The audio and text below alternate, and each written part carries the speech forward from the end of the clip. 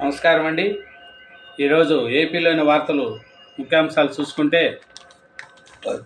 కేంద్ర కేంద్ర కేబినెట్లోకి TDP, Chandrababu green signal, నేటి ఎన్డీఏ ఎంపీల భేటీ కోసం ఢిల్లీ ప్రయాణము, రాష్ట్రపతిని కలిశాక రాత్రికి అమరావతికి, మళ్ళీ 9వ తేదీన అస్థినాకు, మోడీ ప్రమాణ స్వీకారానికి హాజరు, అదే రోజు తిరిగి రాష్ట్రానికి ప్రయాణము, 12న సీఎంగా పదవీ ప్రమాణము, 12వ తారీఖున చంద్రబాబు నాయుడు సీఎంగా ప్రమాణ స్వీకారం చేస్తున్నాడు. బాబు ప్రమాణ స్వీకారానికి మోడీ, ఆంధ్ర సీఎంగా ఈ నెల 12న చంద్రబాబు ప్రమాణ స్వీకార కార్యక్రమానికి ప్రధాని మోడీ హాజరు కానున్నారు. టీడీపీ వర్గాలు దీన్ని ధృవీకరించాయి. అది చూడండి. నెక్స్ట్, వైఎస్సీపీ ఐపీఎస్లకు భంగపాటు, బాబు దర్శనం దొరకని ఈ పిఎస్ఆర్ సంజయ్, గేటు కూడా దాటనివ్వని సెక్యూరిటీ సిబ్బంది. పిఎస్ఆర్ ఆంజనేయులు, సంజయ్ అప్పుడు చంద్రబాబు నాయుడిని అరెస్ట్ చేసిన వాళ్ళలో వీళ్ళు ముఖ్య వాళ్ళు. రాత్రిలో 1 గంటకు పోయి అరెస్ట్ చేశారు చూడండి, వాళ్ళల్లో వీళ్ళు ముఖ్యులు. ఈ బుద్ధి చూడండి, వాళ్ళ గతి కుక్క గతి అయిపోయింది. ఉద్యోగాలకు జీతాలు ఇచ్చి తీసుకొని ఇట్లా కక్ష సాధింపులు చేస్తే వీళ్ళ పరిస్థితి చూడండి. ఇప్పుడు సెలవుపై సీఎస్ జవహర్ రెడ్డి, సీఎస్గా కొనసాగేందుకు చివరిదాకా ప్రయత్నం, సెలవుపై వెళ్ళాలని ముందుగానే సంకేతాలు. అంటే నిన్న నీకు సీన్ లేదు జవహర్ రెడ్డి, వెళ్ళిపో అని పంపించేశారు. చంద్రబాబుకు రేవంత్ ఫోన్, కాబోయే ఏపీ ముఖ్యమంత్రికి అభినందనలు. ఆంధ్రప్రదేశ్ ఎన్నికల విజయం సాధించి ముఖ్యమంత్రిగా పదవి బాధ్యతలు చేపడుతున్న టీడీపీ అధినేత చంద్రబాబుకు తెలంగాణ ముఖ్యమంత్రి రేవంత్ రెడ్డి హృదయపూర్వక అభినందనలు తెలిపాడు. 2 రాష్ట్రాల మధ్య సత్సంబంధాలు కొనసాగాలని ఆకాంక్షించారు. విభజన చట్టానికి సంబంధించి పెండింగ్లో ఉన్న అంశాలను పరస్పరం సహకరించుకుంటూ కలిసికట్టుగా పరిష్కరించుకుందామని పిలుపునిచ్చారు.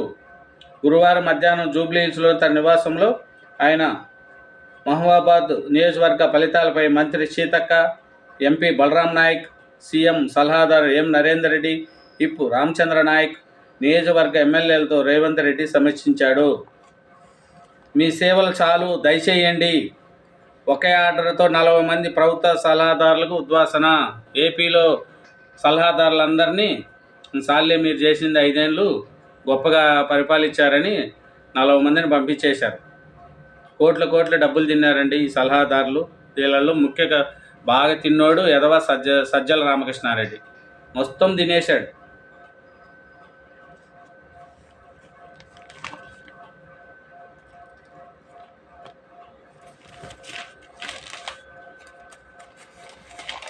ఇంకొకటి, మారిన చంద్రబాబును చూస్తారు.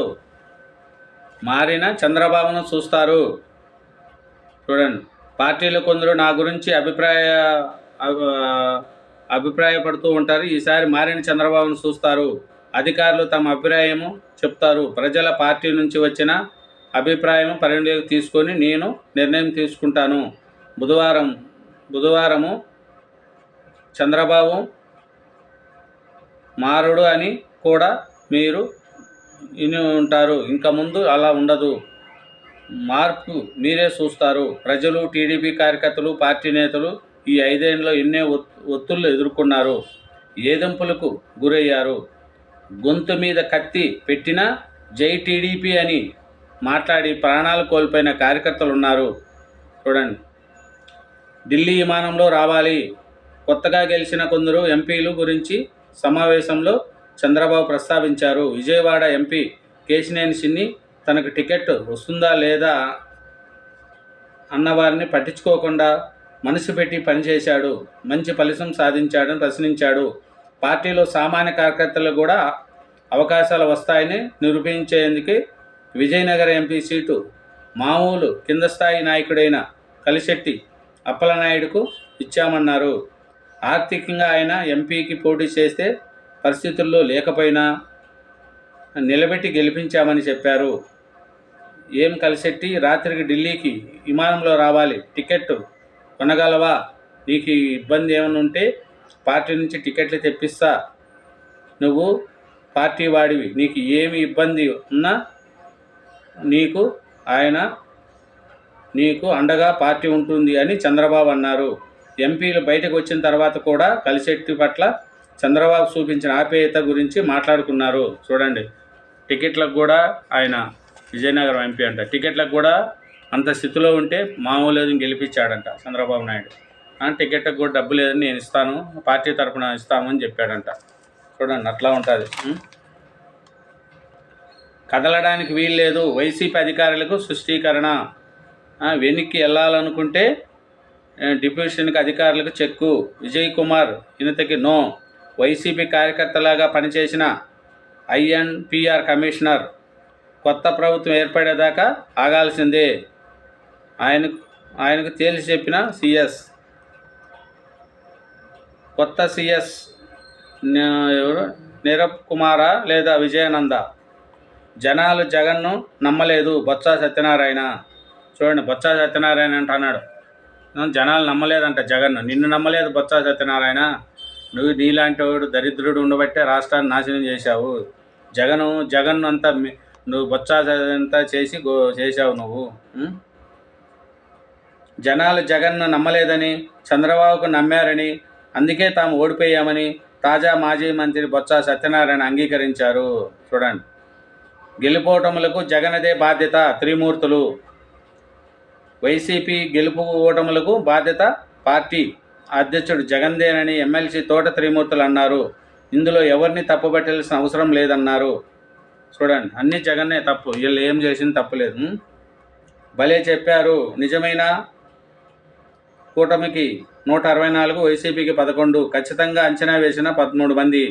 ఎవరు గెలిచినా మీదే గెలుపు. పార్టీకి భారీ స్పందన. త్వరలో డ్రా తీసిన విజేతల ప్రకటన.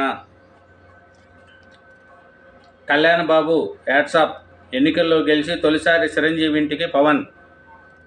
కుటుంబ సభ్యులందరి నుంచి అపూర్వ రీతిలో స్వాగతం. ఎదురెళ్లిన చరణ్, ఆరతిచ్చిన సురేఖ, తల్లి, అన్న, వదినలకు జనసేన పాదాభివందనం చేశాడు. అచ్చమైన ఆప్యాయత పూల వర్షమై కురుస్తూ స్వచ్ఛమైన ప్రేమానురాగుల నిండిన గుండెల నడుమ గౌరవాభిమానాలు, పాదాభివందనాలు మారిపోయాయి. ఆర్తాయికంతో అలింగనాలు చేలెత్తగా భావోద్యంతో కళ్ళు చెదిరాయి. ఆంధ్రప్రదేశ్ ఎన్నికల్లో ఘన విజయం అందుకున్న జనసేన పవన్ కళ్యాణ్ సొంత కుటుంబ సభ్యుల నుంచి అపూర్వ స్వాగతం లభించింది. ఢిల్లీలో ప్రధాని మోడీ ఆధ్వర్యంలో సాగిన ఎన్డీఏ సమావేశంలో పాల్గొన్న అనంతరం పవన్ కళ్యాణ్ తొలిసారిగా హైదరాబాద్లోని తన అన్నయ్య మెగాస్టార్ చిరంజీవి ఇంటికి వచ్చాడు. దీంతో యావత్తు మెగా కుటుంబం ఆనందంతో మునిగిపోయింది. భార్య, అన్న లేనివ కుమారుడు అకీరా నందతో కలిసి వచ్చిన పవన్కు కారు దిగిన వెంటనే అన్న కుమారుడు హీరోలు రామ్ చరణ్, వరుణ్ తేజ్ కోగులించుకొని ఆహ్వానించారు. వదిన సురేఖ చేయి పట్టుకొని ఇంట్లోకి తీసుకొని ఈర తిలకం దిద్దారు. అమ్మ అంజనాదేవి గుమ్మడికాయలతో దిష్టి తీశారు. అక్క చెల్లెలు ఆరతిచ్చిన అనంతరం బయటకు వచ్చిన చిరంజీవికి పవన్ చెప్పులిడిసి మరి పాదాభివందనం చేశాడు. చిన్న తమ్ముడిని గట్టిగా అతుక్కొని సిరు ముద్దాడి